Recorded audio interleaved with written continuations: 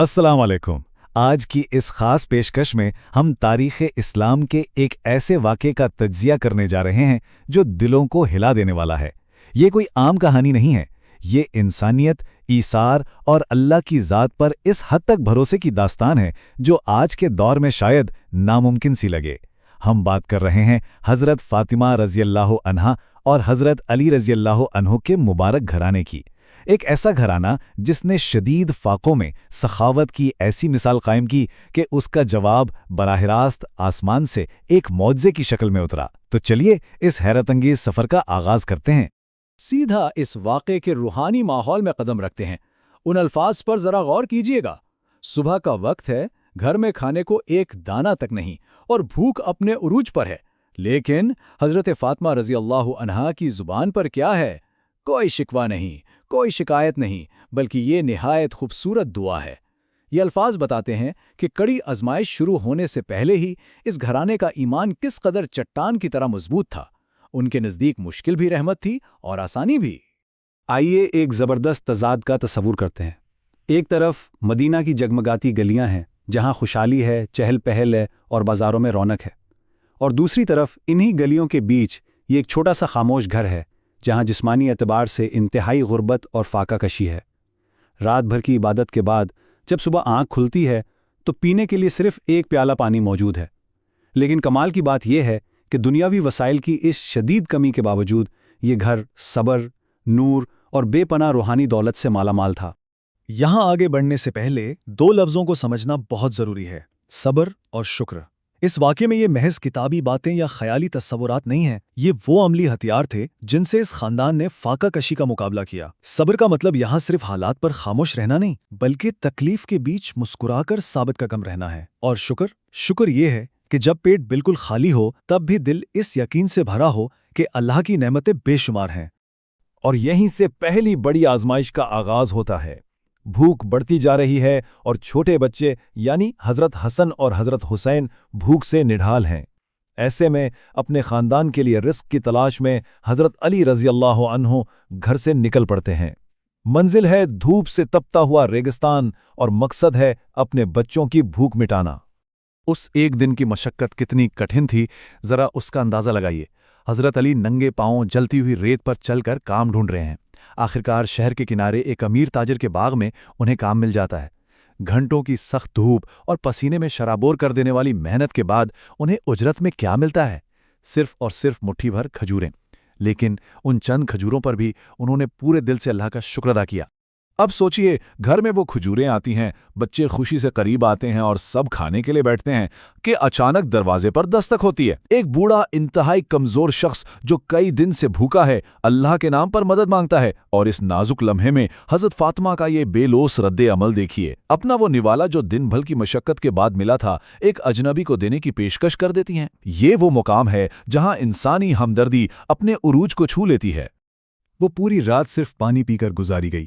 اب اگلے دن کا آغاز ہوتا ہے۔ بھوک اور بھی گہری ہو چکی ہے اور جسم ٹوٹ رہے ہیں، لیکن کمال دیکھیے کہ اس خاندان کے عزم میں رتی بھر کمی نہیں آئی۔ یہ دوسرا دن پہلے دن سے بھی زیادہ سخت تھا اور ان کی قربانی کے جذبے کو ایک بالکل نئے اور زیادہ کٹھن امتحان سے گزارنا تھا۔ اس دوسرے دن کی کشمکش کو ذرا محسوس کیجیے۔ ایک بار پھر سارا دن سخت کام کی تلاش، پھر بمشکل تھوڑا سا آٹا لے کر گھر آنا۔ حضرت فاطمہ نے جب چولہے پر تازہ روٹیاں پکائیں تو گھر میں اس خوشبو سے بچوں کی ایک امید بند گئی۔ سب نے روٹی ہاتھ میں لی ہی تھی کہ دروازے پر پھر سے دستک ہوئی۔ اس بار ایک مسکین کھڑا تھا جو پچھلے 3 دن سے بھوکا تھا، اور پھر وہی ہوا۔ انہوں نے ایک بار پھر اپنا سارا تازہ کھانا اس مسکین کے حوالے کر دیا۔ بالکل یقین نہیں آتا نا؟ اس عظیم الشان قربانی کے پیچھے آخر سوچ کیا تھی؟ جب حضرت علی نے بچوں کی بھوک کا ذکر کیا تو حضرت فاطمہ نے ایک انتہائی گہری بات سمجھائی۔ ان کا ماننا تھا کہ یہ دنیاوی بھوک اور یہ تکلیف محض عارضی ہے۔ انسان اس دنیا میں صرف پیٹ بھرنے نہیں آیا، بلکہ اصل مقصد اللہ کی رضا حاصل کرنا ہے۔ یعنی اپنی ذاتی بقا، اپنی جان کی پرواہ سے زیادہ انہیں اپنے خالق کی خوشنودی پیاری تھی۔ اور اب یہاں ایک بڑا سوال ذہن میں ابھرتا ہے۔ ذرا سوچئے، جب ایمان ایک ایسے مطلق اور بے لوث مقام پر پہنچ جائے جہاں انسان اپنی اور اپنے تڑپتے بچوں کی زندگی کو کسی دوسرے ضرورت مند پر قربان کر دے، تو کیا کائنات کا مالک خاموش رہتا ہے؟ ہرگز نہیں۔ جب قربانی اتنی بے مثال ہوتی ہے تو اس کا جواب بھی بالکل بے مثال ہوتا ہے۔ آسمانوں پر ان کے اس بے پناہ اخلاص اور صبر نے جیسے تہلکہ مچا دیا۔ اللہ رب العالمین نے اسی وقت حضرت جبرائیل علیہ السلام کو ایک خصوصی حکم دیا۔ یہ کوئی عام انعام یا دنیاوی دولت نہیں تھی، یہ ان کی نیتوں اور قربانیوں کا وہ براہ راست جواب تھا جو سیدھا جنت سے آ رہا تھا۔ پھر اچانک دروازے پر دستک ہوتی ہے۔ باہر انسانی شکل میں ایک نورانی چہرے والے شخص کھڑے ہیں۔ یہ حضرت جبرائیل تھے اور ان کا لایا ہوا پیغام بے حد خوبصورت تھا۔ آسمان سے براہ راست جنت کا خوشبودار کھانا اس چھوٹے سے کچے گھر کی چوکھٹ پر بھیجا گیا تھا۔ یہ صرف بھوک مٹانے والی خوراک نہیں تھی، یہ اس بات کی روشن مہر تھی کہ ان کا صبر اللہ کی بارگاہ میں پوری طرح قبول ہو چکا ہے۔ آئیے ذرا اس جذباتی منظر کا تصور کرتے ہیں۔